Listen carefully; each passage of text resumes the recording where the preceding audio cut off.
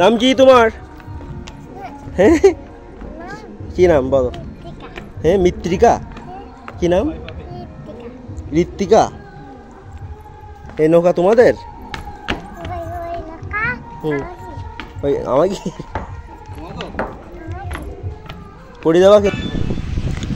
প্রথাগত ঐতিহ্য ধরে রাখার জন্য এখনও জেলে পাড়ার এই মানুষগুলো তাদের জীবিকার সন্ধানের জন্য প্রতি বছর একটা দীর্ঘ সময়ের জন্য পাড়ি দেয় সাগরের বুকে। সারাটা বছর তাদের সন্তান, স্ত্রী, ভাই বোন, পিতামাতা সবাই অপেক্ষায় থাকে কখন ফিরবে সেই সাগর থেকে। বসে থাকে না বাড়ির স্ত্রী, মাতা বা বাড়িতে যারা থাকে তারাও বুনতে থাকে জাল, কারণ একটা সিজনে এই জাল নিয়েই তারা মাছ ধরতে যাবে সাগরের বুকে, এবং এই এক সিজনেই তাদের যে ইনকাম হবে সেটা দিয়েই চলবে সারাটা বছর।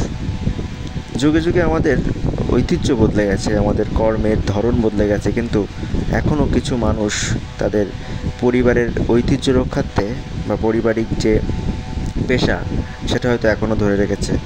আমরা গিয়েছিলাম ঠিক এমনই একটি জেলে পাড়ায়, যেখানে তারা ঠিক একইভাবে প্রতি বছর শত শত নৌকা নিয়ে পাড়ি দেয় সাগরের বুকে, এবং তারা একই সাথে যায়, দল বেঁধে যায়। হয়তো কেউ কেউ জীবন হারায়, কেউ আবার ফিরে আসে হাসি মুখে।